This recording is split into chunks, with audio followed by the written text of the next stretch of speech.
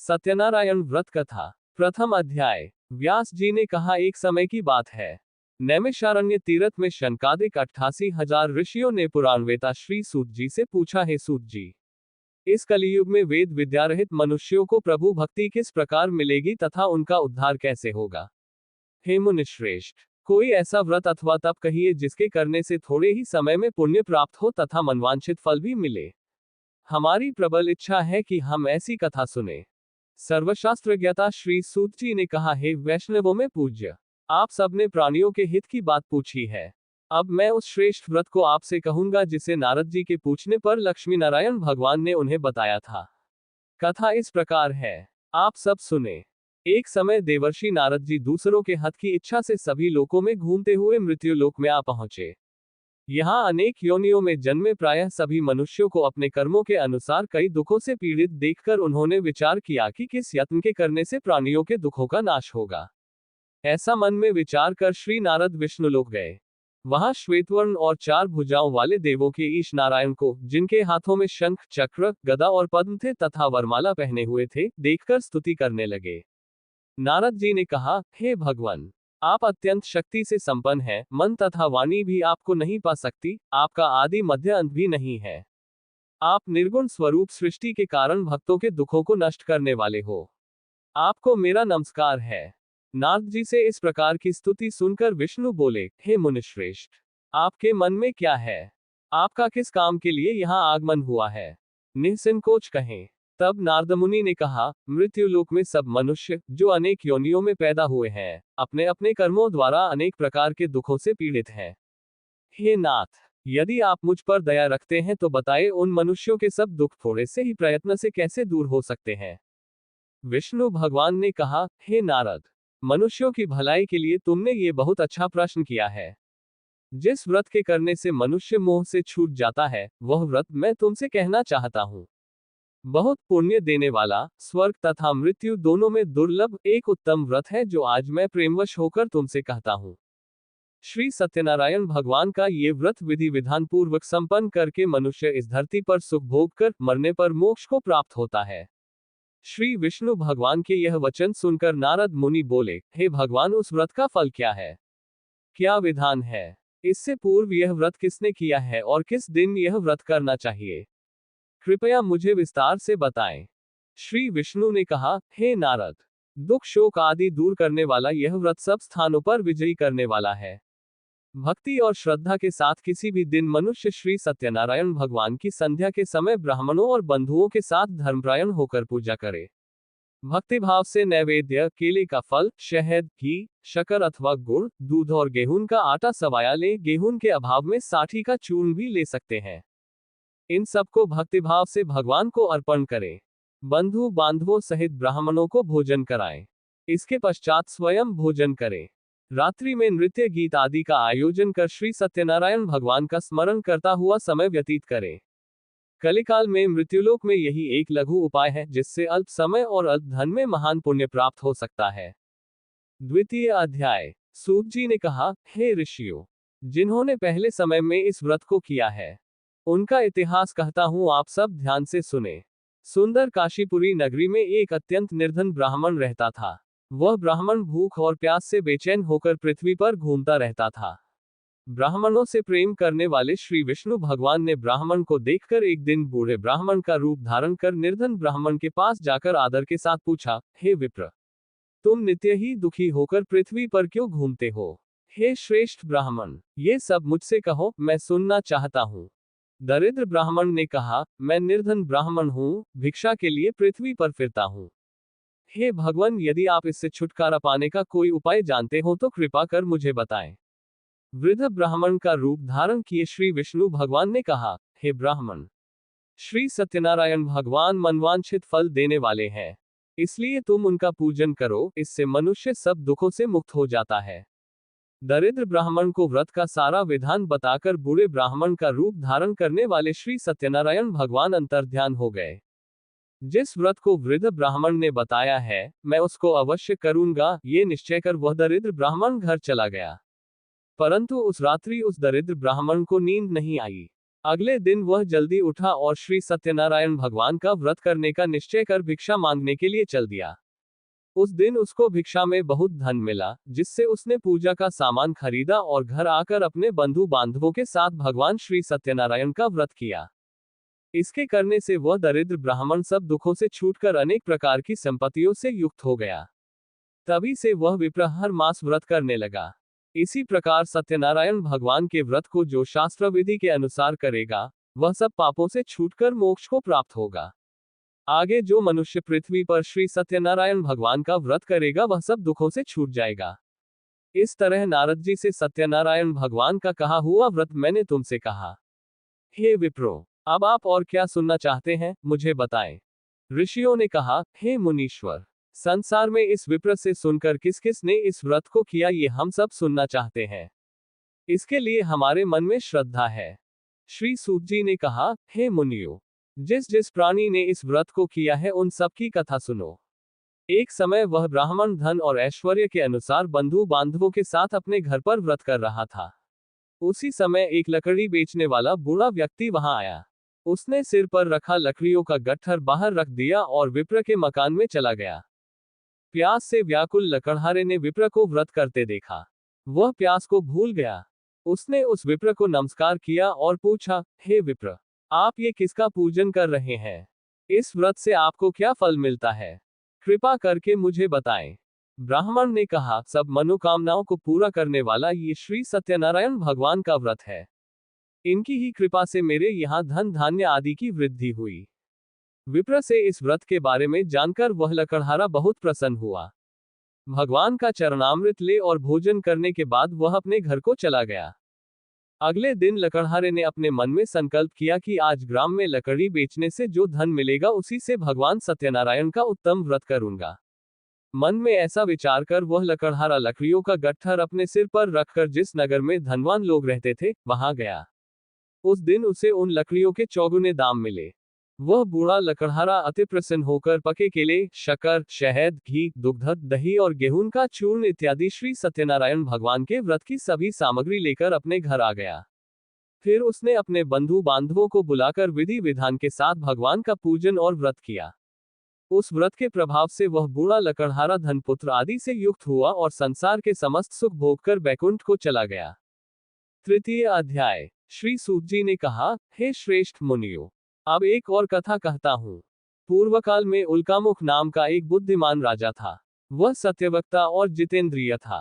प्रतिदिन देवस्थानों पर जाता तथा गरीबों को धन देकर उनके कष्ट दूर करता था। उसकी पत्नी सुंदर और सती साध्वी थी। भद्रशिला नदी के तट पर उन दोनों ने श्री सत्यनारायण भगवान का व्रत किया। उस समय वहां साधु नामक एक वैश्य आया। उसके पास व्यापार के लिए बहुत सा धन था। राजा को व्रत करते देख उसने विनय के साथ पूछा, हे राजन, भक्तियुक्त चित्त से यह आप क्या कर रहे हैं? मेरी सुनने की इच्छा है। कृपया आप मुझे भी बताएं। महाराज उल्कामुख ने कहा, हे साधु वैश्य, मैं अपने बंधु बांधवों के साथ पुत्रादि की प्राप्ति के लिए महाशक्तिमान सत्यनारायण भगवान का व्रत व पूजन कर रहा हूँ। राजा के वचन सुनकर साधु नामक वैश्य ने आदर से कहा, हे राजन, मुझे भी इसका सब विधान बताएं। मैं भी आपके कथानुसार इस व्रत को करूंगा। मेरे यहाँ भी कोई संतान नहीं है। मुझे विश्वास है कि इससे निश्चय ही मेरे यहाँ भी संतान होगी। राजा से सब विधान सुन व्यापार से निवृत्त हो वह वैश्य खुशी खुशी अपने घर आया। वैश्य ने अपनी पत्नी लीलावती से संतान देने वाले उस व्रत का समाचार सुनाया और प्रण किया कि जब हमारे यहाँ संतान होगी तब मैं इस व्रत को करूंगा। एक दिन उसकी पत्नी लीलावती सांसारिक धर्म में प्रवृत्त होकर गर्भवती हो गई। 10वें महीने में उसने एक सुंदर कन्या को जन्म दिया। कन्या का नाम कलावती रखा गया। इसके बाद लीलावती ने अपने पति को स्मरण दिलाया कि आपने जो भगवान का व्रत करने का संकल्प किया था अब आप उसे पूरा कीजिए। साधु वैश्य ने कहा, हे प्रिय, मैं कन्या के विवाह पर इस व्रत को करूंगा। इस प्रकार अपनी पत्नी को आश्वासन दे वह व्यापार करने चला गया। काफी दिनों पश्चात वह लौटा तो उसने नगर में सखियों के साथ अपनी पुत्री को खेलते देखा। वैश्य ने तत्काल एक दूत को बुलाकर कहा कि उसकी पुत्री के लिए कोई सुयोग्य वर की तलाश करो। साधु नामक वैश्य की आज्ञा पाकर दूत कंचनजंगा पहुंचा और उनकी लड़की के लिए एक सुयोग्य वणिक पुत्र ले आया। वणिक पुत्र को देखकर साधु नामक वैश्य ने अपने बंधु बांधवों सहित प्रसन्नचित होकर अपनी पुत्री का विवाह उसके साथ कर दिया। वैश्य विवाह के समय भी सत्यनारायण भगवान का व्रत करना भूल गया। इस पर श्री सत्यनारायण भगवान क्रोधित हो गए। उन्होंने वैश्य को श्राप दिया कि तुम्हें दारुण दुख प्राप्त होगा। अपने कार्य में कुशल साधु नामक वैश्य अपने जामाता सहित नावों को लेकर व्यापार करने के लिए समुद्र के समीप स्थित रत्नसारपुर नगर में गया। दोनों ससुर जमाए चंद्रकेतु राजा के नगर में व्यापार करने लगे। एक दिन भगवान सत्यनारायण की माया से प्रेरित एक चोर राजा का धन चुराकर भागा जा रहा था। राजा के दूतों को अपने पीछे आते देखकर चोर ने घबराकर राजा के धन को उसी नाव में चुपचाप रख दिया जहां वे ससुर जमाई ठहरे थे। ऐसा करने के बाद वह भाग गया। जब दूतों ने उस साधु वैश्य के पास राजा के धन को रखा देखा तो ससुर जामाता दोनों को बांध कर ले गए और राजा के समीप जाकर बोले, हम ये दो चोर पकड़ कर लाए हैं, कृपया बताएं कि इन्हें क्या सजा दी जाए। राजा ने बिना उन दोनों की बात सुने ही उन्हें कारागार में डालने की आज्ञा दे दी। इस प्रकार राजा की आज्ञा से उनको कठिन कारावास में डाल दिया गया तथा उनका धन भी छीन लिया गया। सत्यनारायण भगवान के श्राप के कारण साधु वैश्य की पत्नी लीलावती व पुत्री कलावती भी घर पर बहुत दुखी हुई। उनके घरों में रखा धन चोर ले गए। एक दिन शारीरिक व मानसिक पीड़ा तथा भूख प्यास से अति दुखित हो भोजन की चिंता में कलावती एक ब्राह्मण के घर गई। उसने ब्राह्मण को श्री सत्यनारायण भगवान का व्रत करते देखा। उसने कथा सुनी तथा प्रसाद ग्रहण कर रात को घर आई। माता ने कलावती से पूछा, हे पुत्री, तू अब तक कहाँ रही व तेरे मन में क्या है? कलावती बोली, हे माता, मैंने एक ब्राह्मण के घर श्री सत्यनारायण भगवान का व्रत होते देखा है। कलावती के वचन सुनकर लीलावती ने सत्यनारायण भगवान के पूजन की तैयारी की। उसने परिवार और बंधुओं सहित श्री सत्यनारायण भगवान का पूजन व व्रत किया और वर मांगा कि मेरे पति और दामाद शीघ्र ही घर वापस लौट आएं। साथ ही भगवान से प्रार्थना की कि हम सबका अपराध क्षमा करो। श्री सत्यनारायण भगवान इस व्रत से संतुष्ट हो गए। उन्होंने राजा चंद्रकेतु को स्वप्न में दर्शन देकर कहा, हे राजन, जिन दोनों वैश्यों को तुमने बंदी बना रखा है वे निर्दोष हैं, उन्हें प्रातः ही छोड़ दो, अन्यथा मैं तेरा धन, राज्य, पुत्र आदि सब नष्ट कर दूंगा। राजा से ऐसे वचन कहकर भगवान अंतर्ध्यान हो गए। प्रातःकाल राजा चंद्रकेतु ने सभा में सबको अपना स्वप्न सुनाया और सैनिकों को आज्ञा दी कि दोनों वणिक पुत्रों को कैद से मुक्त कर सभा में लाया जाए। दोनों ने आते ही राजा को प्रणाम किया। राजा ने उनसे कहा, हे महानुभावों, तुम्हें भाविवश ऐसा कठिन दुख प्राप्त हुआ है। अब तुम्हें कोई भय नहीं है, तुम मुक्त हो। ऐसा कहकर राजा ने उनको नए नए वस्त्राभूषण पहनवाए तथा उनका जितना धन लिया था उससे दूना लौटाकर आदर से विदा किया। दोनों वैश्य अपने घर को चल दिए। चतुर्थ अध्याय। श्री सूत जी ने आगे कहा, वैश्य और उसके जमाई ने मंगलाचार करके यात्रा आरंभ की और अपने नगर की ओर चल पड़े। उनके थोड़ी दूर आगे बढ़ने पर दंडी वेशधारी श्री सत्यनारायण भगवान ने उससे पूछा, हे साधु, तेरी नाव में क्या है? अभिमानी वणिक हंसता हुआ बोला, हे दंडी, आप क्यों पूछते हैं? क्या धन लेने की इच्छा है? मेरी नाव में तो बेल और पत्ते भरे हैं। वैश्य का कठोर वचन सुनकर दंडी वेशधारी श्री सत्यनारायण भगवान ने कहा, तुम्हारा वचन सत्य हो। ऐसा कहकर वे वहां से कुछ दूर जाकर समुद्र के किनारे बैठ गए। दंडी महाराजा के जाने के पश्चात वैश्य ने नित्यक्रिया से निवृत्त होने के बाद नाव को ऊंची उठी देखकर अचंभा किया तथा नाव में बेलपत्ते आदि देखकर मूर्छित हो जमीन पर गिर पड़ा। मूर्छा खुलने पर अत्यंत शोक प्रकट करने लगा। तब उसके जामाता ने कहा, आप शोक न करें, ये दंडी महाराज का श्राप है, अतः उनकी शरण में ही चलना चाहिए, तभी हमारी मनोकामना पूरी होगी। जामाता के वचन सुनकर वह साधु नामक वैश्य दंडी महाराज के पास पहुंचा और भक्तिभाव से प्रणाम करके बोला, मैंने जो आपसे असत्य वचन कहे थे उसके लिए मुझे क्षमा करें। ऐसा कहकर वैश्य रोने लगा। तब दंडी भगवान बोले, हे वणिक पुत्र, मेरी आज्ञा से तुझे बार बार दुख प्राप्त हुआ है, तू मेरी पूजा से विमुख हुआ है। साधु नामक वैश्य ने कहा, हे भगवान, आपकी माया से ब्रह्मा आदि देवता भी आपके रूप को नहीं जान पाते, तब मैं अज्ञानी भला कैसे जान सकता हूँ? आप प्रसन्न होइए, मैं अपनी सामर्थ्य के अनुसार आपकी पूजा करूंगा। मेरी रक्षा करो और पहले के समान मेरी नौक को धन से पूर्ण कर दो। उसके भक्तियुक्त वचन सुनकर श्री सत्यनारायण भगवान प्रसन्न हो गए और उसकी इच्छानुसार वर देकर अंतर्ध्यान हो गए। तब ससुर व जामाता दोनों ने नाव पर आकर देखा कि नाव धन से परिपूर्ण है। फिर वह भगवान सत्यनारायण का पूजन कर जामाता सहित अपने नगर को चला। जब वह अपने नगर के निकट पहुंचा तब उसने एक दूत को अपने घर भेजा। दूत ने साधु नामक वैश्य के घर जाकर उसकी पत्नी को नमस्कार किया और कहा, आपके पति अपने दामाद सहित इस नगर के समीप आ गए हैं। लीलावती और उसकी कन्या कलावती उस समय भगवान का पूजन कर रही थी। दूत का वचन सुनकर साधु की पत्नी ने बड़े हर्ष के साथ सत्यदेव का पूजन पूर्ण किया और अपनी पुत्री से कहा, मैं अपने पति के दर्शन को जाती हूँ, तू कार्य पूर्ण कर शीघ्र आ जाना। परंतु कलावती पूजन एवं प्रसाद छोड़कर अपने पति के दर्शनों के लिए चली गई। प्रसाद की अवज्ञा के कारण सत्यदेव रुष्ट हो गए, फलस्वरूप उन्होंने उसके पति को नाव सहित पानी में डुबो दिया। कलावती अपने पति को न देख रोती हुई जमीन पर गिर पड़ी। नौक को डूबा हुआ तथा कन्या को रोती हुई देख साधु नामक वैश्य दुखित हो बोला, हे प्रभु, मुझसे या मेरे परिवार से जो भूल हुई है उसे क्षमा करो। उसके दीन वचन सुनकर सत्यदेव भगवान प्रसन्न हो गए। आकाशवाणी हुई, हे वैश्य, तेरी कन्या मेरा प्रसाद छोड़कर आई है, इसलिए इसका पति अदृश्य हुआ है। यदि वह घर जाकर प्रसाद खाकर लौटे तो इसका पति अवश्य मिलेगा। आकाशवाणी सुनकर कलावती ने घर पहुंचकर प्रसाद खाया और फिर आकर अपने पति के दर्शन किए। तत्पश्चात साधु वैश्य ने वही बंधु बांधवों सहित सत्यदेव का विधिपूर्वक पूजन किया। वह इस लोक का सुख भोग कर अंत में स्वर्गलोक को गया। पंचम अध्याय। श्री सूत जी ने आगे कहा, हे ऋषियों, मैं एक और भी कथा कहता हूँ, उसे भी सुनो। प्रजापालन में लीन तुंगध्वज नाम का एक राजा था। उसने भगवान सत्यदेव का प्रसाद त्याग कर बहुत दुख पाया। एक समय राजा वन में वन्य पशुओं को मारकर बढ़ के वृक्ष के नीचे आया। वहां उसने ग्वालों को भक्ति भाव से बंधु बांधवों सहित श्री सत्यनारायण का पूजन करते देखा, परंतु राजा देखकर भी अभिमानवश न तो वहां गया और न ही सत्यदेव भगवान को नमस्कार ही किया। जब ग्वालों ने भगवान का प्रसाद उनके सामने रखा तो वह प्रसाद त्याग कर अपने नगर को चला गया। नगर में पहुंचकर उसने देखा कि उसका सब कुछ नष्ट हो गया है। वह समझ गया कि यह सब भगवान सत्यदेव ने ही किया है।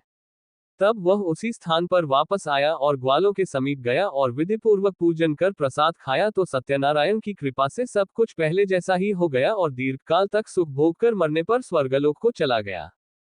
जो मनुष्य इस परम दुर्लभ व्रत को करेगा, श्री सत्यनारायण भगवान की कृपा से उसे धन धान्य की प्राप्ति होगी। निर्धन धनी और बंदी बंधन से मुक्त होकर निर्भय हो जाता है। संतानहीन को संतान प्राप्त होती है तथा सब मनोरथ पूर्ण होकर अंत में वह वैकुंठ धाम को जाता है। जिन्होंने पहले इस व्रत को किया, अब उनके दूसरे जन्म की कथा भी सुनिए। शतानंद नामक ब्राह्मण ने सुदामा के रूप में जन्म लेकर श्री कृष्ण की भक्ति कर मोक्ष प्राप्त किया। उल्कामुख नाम के महाराज राजा दशरथ बने और श्री रंगनाथ का पूजन कर वैकुंठ को प्राप्त हुए। साधु नाम के वैश्य ने धर्मात्मा व सत्य प्रतिज्ञ राजा मोरध्वज बनकर अपनी देह को आरे से चीरकर दान करके मोक्ष को प्राप्त हुआ। महाराज तुंगध्वज स्वयंभू मनु हुए। उन्होंने बहुत से लोगों को भगवान की भक्ति में लीन कर मोक्ष प्राप्त किया। लकड़हारा भील अगले जन्म में गोह नामक निषाद राजा हुआ, जिसने भगवान राम के चरणों की सेवा कर मोक्ष प्राप्त किया। आरती। जय श्री लक्ष्मी रमना स्वामी, जय लक्ष्मी रमना। सत्यनारायण स्वामी जन पातक हरना जय। रतन जड़ित सिंहासन अद्भुत छवि राजय। नाथ करद निरंतर घंटा ध्वनि बाजय जय। प्रकट भये कलि कारण द्विज को दर्श दियो। बूढ़ा ब्राह्मण बन के कंचन महल की योग जय। दुर्बल भील कराल जिन पर कृपा करी। चंद्रचूड़ एक राजा तिनकी विपत हरि जय। वैश्य मनोरथ पायो श्रद्धा तज दीनी। सो फल भोग्यो प्रभु जी फेर स्तुति कीन्ही जय। भाव भक्ति के कारण छिन छिन रूप धर्यो। श्रद्धा धारण कीनी जन को काज सरयो जय। ग्वाल बाल संग राजा बन में भक्ति करी। मनवांछित फल दीना दीनदयाल हरि जय। चढ़त प्रसाद सवाया कदली फल मेवा।